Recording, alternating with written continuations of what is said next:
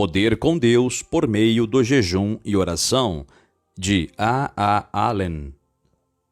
Se alguém quer vir após mim, a si mesmo se negue. Dia a dia tome a sua cruz e siga-me. Evangelho de Lucas, capítulo 9, versículo 23. O caminho em que Jesus andou é um caminho de autonegação. Você está lendo este livro porque você deseja, abre aspas, ir após ele. Fecha aspas. Então, negue a si mesmo.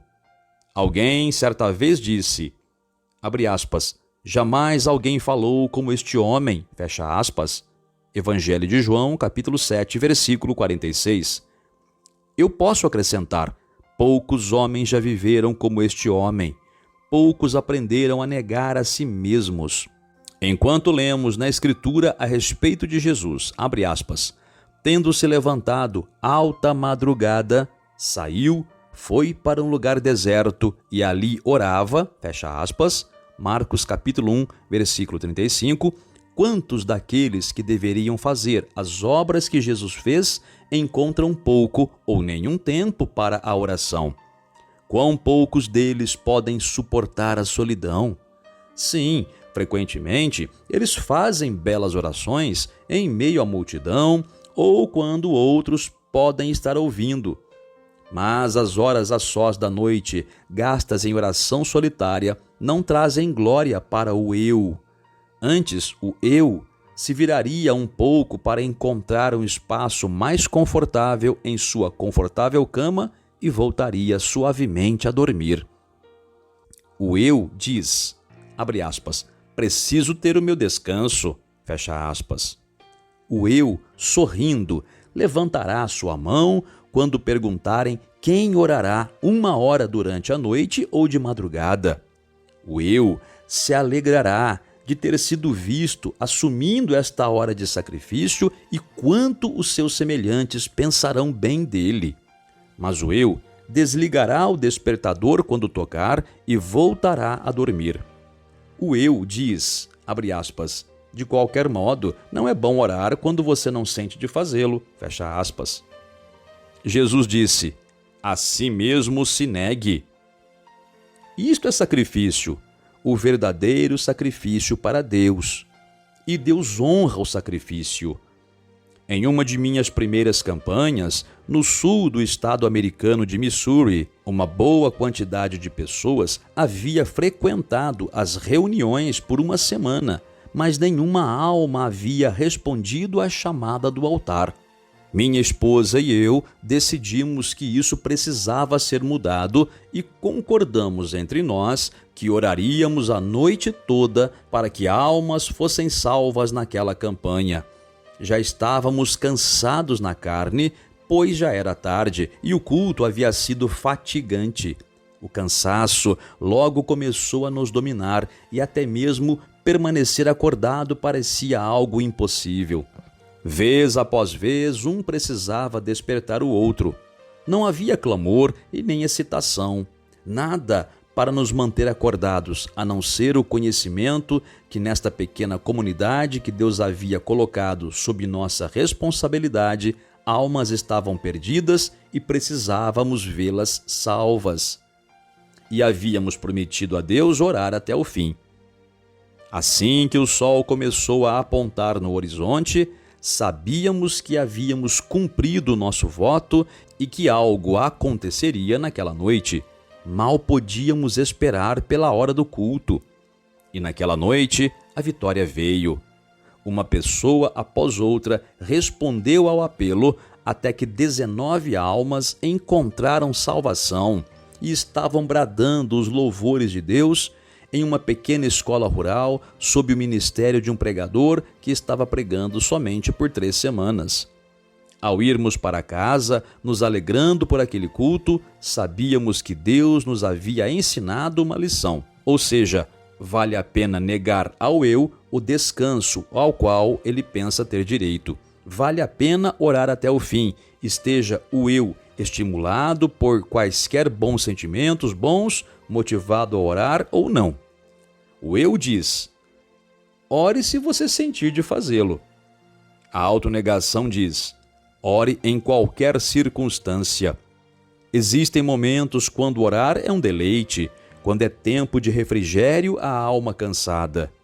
Mas há momentos quando orar é enfrentar o inimigo face a face no campo de batalha do mundo, tirar das suas garras à força as coisas que, pela promessa de Deus, são por direito nossas, mas que Satanás nos impedirá de ter se ele conseguir fazer assim.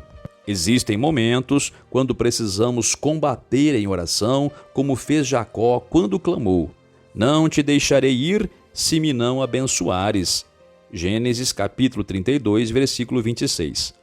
Há momentos quando a resposta é lenta em chegar e precisamos nos firmar pacientemente, como fez Daniel por 3 semanas completas. Daniel capítulo 10, versículo 2. Há momentos quando esta batalha pode deixar o corpo esgotado e os nervos exaustos, como no caso de Elias quando orou e caiu fogo e chuva. Veja o primeiro livro dos Reis, capítulo 18 e o capítulo 19, versículo 4.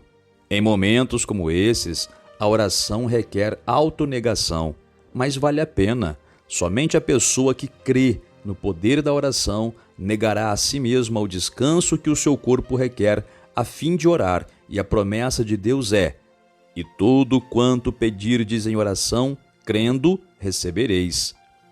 Mateus capítulo 21, versículo 22.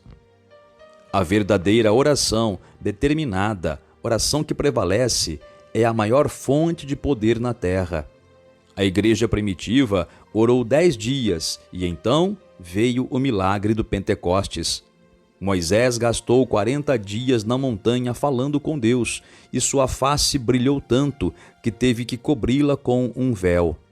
George Miller orou e obteve $1 milhão, possibilitando o cuidado de 2.000 órfãos. Jesus esteve no monte para orar e, voltando, expeliu demônios que saíram somente pela oração e jejum. Evangelho de Marcos, capítulo 9, versículo 29.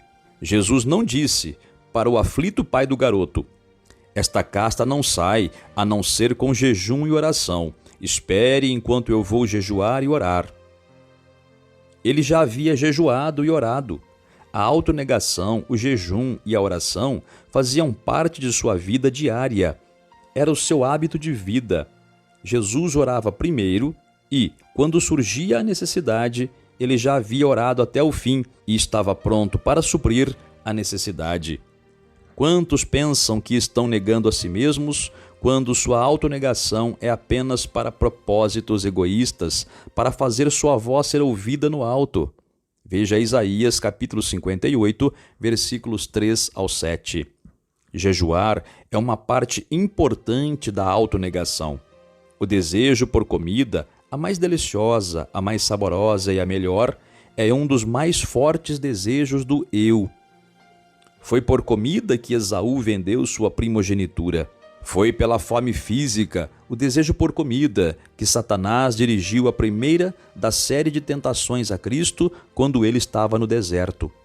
Paulo, o grande apóstolo de poder, declarou que ele esteve em jejuns muitas vezes. Segunda carta aos Coríntios, capítulo 11, versículo 27. A comida por si só não é pecaminosa. Porém, se lhe é dada a importância indevida, ela se torna um Deus, e quando se torna um Deus, se torna um pecado. Paulo advertiu a igreja em Filipos a respeito de algumas pessoas que eles seriam tentados a seguir. Ele diz: "São inimigos da cruz de Cristo.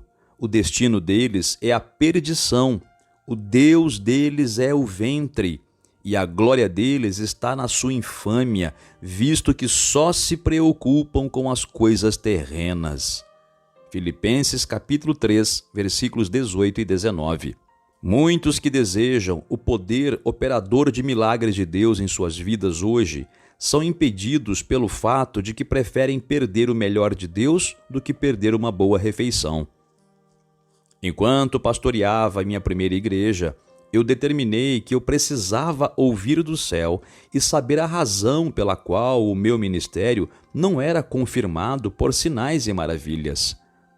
Eu tinha certeza que se jejuasse e orasse, Deus de algum modo falaria comigo e me revelaria o que estava entre mim e o poder de Deus que opera milagres em meu ministério.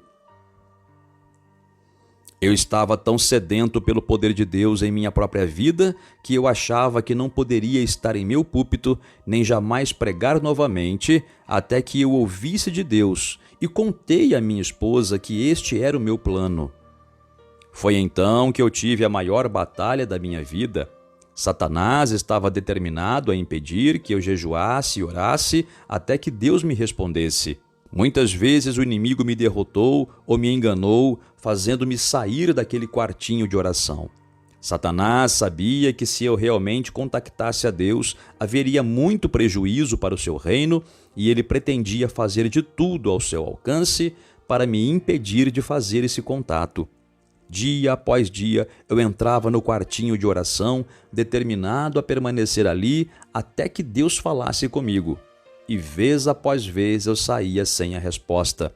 Vez após vez minha esposa me dizia: achei que você disse que desta vez você ficaria ali até que tivesse a resposta.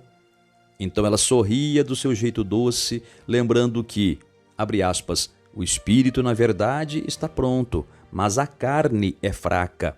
Fecha aspas. Mateus capítulo 26, versículo 41. Vez após vez eu lhe respondia: querida, eu realmente pretendia orar até o fim desta vez, mas parecia que sempre havia uma razão pela qual eu não conseguia permanecer naquele quartinho até que a resposta viesse. Eu sempre me justificava, dizendo que no dia seguinte eu oraria até o fim. As coisas seriam mais favoráveis então. O Senhor encorajou o meu coração, chamando a minha atenção para como Daniel se manteve em jejum e oração e tirou a resposta das mãos de Satanás, ainda que tenha levado 3 semanas para isso. Veja Daniel, capítulo 10, versículo 1 e versículo 12. No dia seguinte, eu me achava de joelhos no quartinho novamente. Eu havia dito à minha esposa que jamais sairia até que tivesse ouvido de Deus. Eu realmente pensei que estava falando sério. Mas poucas horas depois, quando comecei a sentir o cheiro da comida que minha esposa estava preparando para si e nosso filhinho, eu logo estava fora do quartinho e na cozinha perguntando: que cheiro tão delicioso é esse, querida? Pouco depois, quando eu estava à mesa, Deus falou ao meu coração. Eu havia dado somente uma mordida na comida e parei. Deus falou comigo. Eu sabia que enquanto eu não quisesse ouvir de Deus mais do que qualquer outra coisa no mundo, mais do que a comida, mais do que a gratificação da carne, Deus jamais me daria a resposta à questão que estava em meu coração. Levantei-me rapidamente da mesa e disse à minha esposa: querida, desta vez eu vou levar a coisa a sério com Deus. Vou voltar para aquele quartinho e quero que você me tranque lá dentro. Vou permanecer ali até ouvir de Deus. Ela respondeu: você estará batendo para eu abrir a porta em 1 hora ou menos. Ela sabia que tantas vezes eu havia dito que desta vez eu ficaria ali até ter a resposta, que ela estava começando a se perguntar se eu realmente conseguiria subjugar a carne tempo suficiente para derrotar o diabo. Mesmo assim, eu a ouvi trancando a porta do lado de fora. Antes de sair, ela disse: eu deixarei você sair a qualquer momento em que você bater. Respondi: eu não baterei até que tenha a resposta que há tanto tempo eu quero. Enfim, eu havia definitivamente decidido permanecer ali até ouvir de Deus, não importando o que custasse. Hora após hora eu combati o diabo e a carne naquele quartinho. Muitas vezes eu quase desisti. Parecia que os dias estavam passando tão rápido e o meu progresso era tão lento. Muitas vezes fui tentado a desistir de tudo e tentar ficar satisfeito sem a resposta, ou seja, continuar exatamente como estava fazendo. Mas no fundo de minha alma, eu sabia que jamais poderia estar satisfeito fazendo assim. Eu havia tentado e vi que não era o suficiente. Não, eu ficaria bem ali de joelhos, até que Deus respondesse ou morreria tentando. Então, a glória de Deus começou a encher o quartinho. Por um momento pensei que minha esposa tivesse aberto a porta, conforme o quartinho começou a ficar iluminado. Porém, minha esposa não havia aberto a porta do quartinho. Jesus havia aberto a porta do céu e o quartinho foi inundado de luz, a luz da glória de Deus.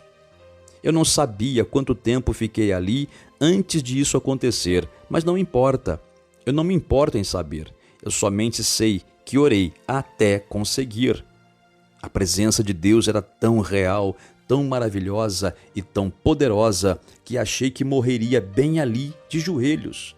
Parecia que se Deus chegasse mais perto, eu não poderia suportar.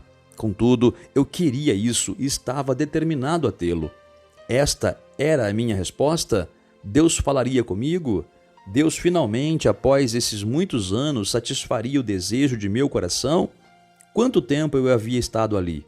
Eu não sabia. Parecia que eu havia perdido a consciência de tudo, exceto da poderosa presença de Deus. Eu tentei vê-lo, e então fiquei temeroso de fazer isso, pois repentinamente percebi que se o visse, poderia morrer. Êxodo, capítulo 33, versículo 20. Apenas a sua gloriosa presença era o suficiente. Se apenas ele falasse comigo agora, se ele apenas respondesse minha única questão: Senhor, por que eu não consigo curar os doentes? Por que eu não consigo operar milagres em seu nome? Por que os sinais não seguem o meu ministério como seguiram o de Pedro, o de João e o de Paulo?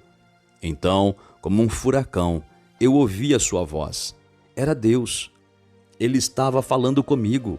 Era a gloriosa resposta pela qual eu havia esperado tanto tempo. Abre parênteses. O relato completo desta experiência no quartinho, a qual tem capacitado o autor deste livro a estar à frente do avivamento do Espírito Santo através da América, é encontrado em seu livro O Preço do Poder de Deus que Opera Milagres, de A. Allen. Fecha parênteses. Quão difícil foi para mim permanecer de joelhos em meu quartinho de oração quando o cheiro bom da comida, cozinhando, começava a entrar pelas frestas da porta. E foi somente quando eu voltei as costas para o delicioso cozido e voltei para o meu quartinho sem o meu jantar, é que ouvi a voz de Deus.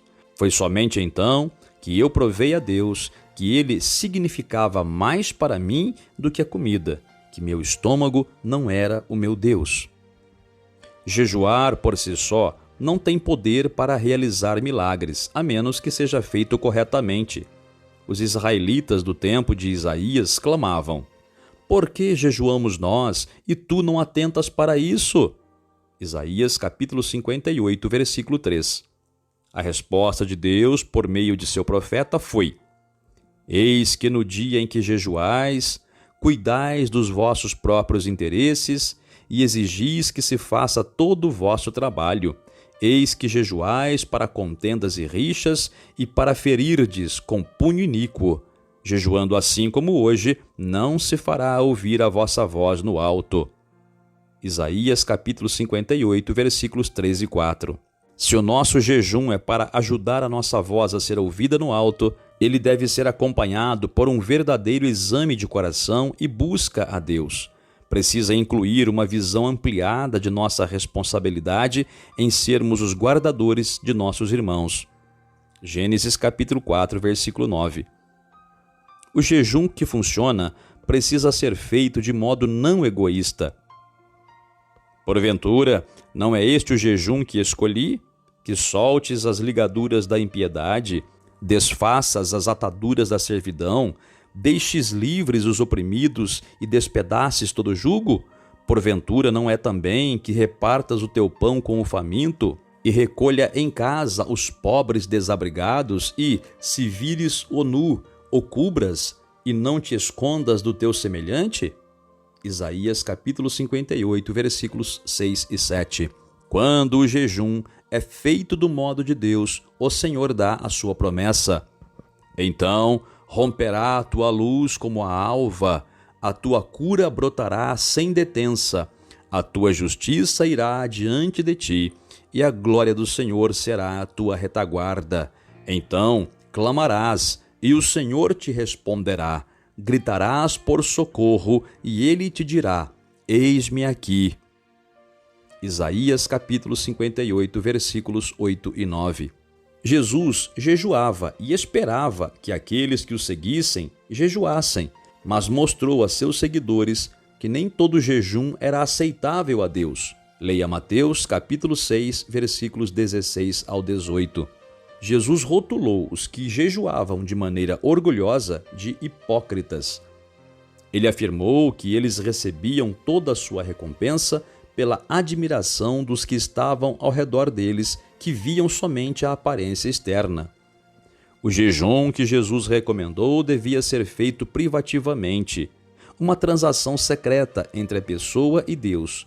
Se possível, mesmo os familiares próximos não deviam ser informados que um jejum estava acontecendo. Quando o jejum é feito deste modo, Deus ouvirá do céu e recompensará você abertamente, respondendo à sua oração. Muito melhor é as pessoas dizerem: este homem tem o poder de Deus, os doentes são curados, o paralítico anda, o mudo fala, o cego enxerga quando ele ora, do que dizerem: este homem verdadeiramente é um homem piedoso, ele jejua 3 dias da semana. Ele completou 21 dias de jejum e agora está no 10º dia de jejum de 40 dias. Algumas boas pessoas têm sido enganadas gastando tempo e sacrifício, o que não beneficia ninguém, porque ficaram soberbas e fizeram o seu jejum com um espírito de orgulho. O negócio de Satanás é estragar tudo o que tentamos fazer para Deus. Sejamos vigilantes nesse assunto, caso contrário, Satanás tornará inútil uma de nossas mais eficazes armas, a arma da autonegação por meio do jejum. O verdadeiro jejum é questão de dar a Deus o primeiro lugar, acima de todas as exigências do eu. O jejum vai fundo na vida pessoal.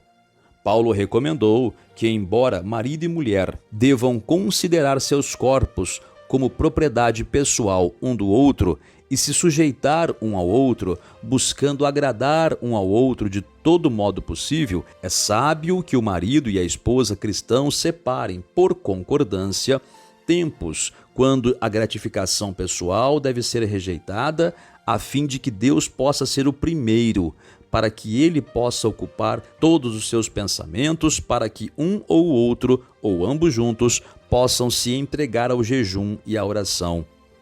Deus não condena o casamento, nem o justo relacionamento de marido e mulher. Mas até isto, que é legitimamente nosso, pode, assim como a nossa comida, ser colocado de lado por um tempo, para que se busque a Deus com grande proveito. Quanto mais próximos estivermos de Deus, maior será o poder em nossas vidas. Esta proximidade pode ser alcançada de um modo: chegai-vos a Deus, e Ele se chegará a vós outros. Tiago, capítulo 4, versículo 8. A autonegação muitas vezes tirará você da companhia que você acha mais agradável. Sem dúvida, a companhia que você tem é uma boa companhia. Mas se for para ter o poder com Deus, você precisa ter comunhão com Deus. Comunhão com o povo de Deus é maravilhoso e é necessário para todo cristão, especialmente aqueles que são novatos no Senhor. Mas existe outra comunhão que é até mais necessária. Ora, a nossa comunhão é com o Pai e com o seu Filho, Jesus Cristo. Primeira carta de João, capítulo 1, versículo 3. Aqueles que têm poder com Deus e estão trazendo libertação para os doentes e sofredores e ganhando almas para Cristo, estão dedicando muito tempo a sós com Deus antes que dediquem tempo com as pessoas. Essas coisas não podem ser feitas num só momento. Poder é o resultado de esperar no Senhor. O eu diz: corra! Mas, novamente, o eu precisa ser negado. O Pentecostes seguiu 10 dias de espera no Senhor. A visão de Daniel sobre os últimos dias seguiu 21 dias de espera, porque Moisés não aprendeu a esperar no Senhor Para saber qual o método e a vontade de Deus, ele teve que esperar 40 anos no exílio antes que estivesse pronto para realizar a obra de libertação que Deus lhe tinha dado para fazer. Descansa no Senhor e espera nele. Salmos 37, versículo 7. Esperar é quase uma arte perdida. Tudo é feito às pressas. Tantas coisas requerem somente o apertar de um botão, mas não há botão para apertar, ou seja, nenhuma fórmula mágica, nenhum caminho fácil para o poder com Deus. O homem que tem esperado em Deus ordena que o demônio saia e a pessoa atormentada é liberta. O homem que não tem tempo para, abre aspas, gastar, fecha aspas, esperando, fala as mesmas palavras, parece fazer as mesmas coisas, mas nada acontece. Esperar em Deus não é desperdiçar tempo, ainda que muitas vezes possa parecer a você, bem como a outras pessoas, que você não está fazendo nada. Esperar em Deus inclui jejum, oração e o simples esperar. Mas quando oramos, até parecer não haver mais nada a dizer, então precisamos aguardar por uma resposta. Deixe Deus falar a você. O eu é inquieto e impaciente, sempre clamando por ação, por atenção ou por gratificação. O eu é inclinado para as coisas que são deste mundo, as coisas da carne. Porém, abre aspas, se alguém quer vir após mim, a si mesmo se negue. Fecha aspas. Evangelho de Lucas, capítulo 9, versículo 23. Você irá após Jesus? Você fará as obras que Jesus fez? Então, espere na presença dele e deixe-o falar a sua alma sobre as coisas do eu que ainda não foram negadas. Deixe a vida de Jesus ser o seu modelo de autonegação e você estará bem no caminho de compartilhar de seu poder operador de milagres.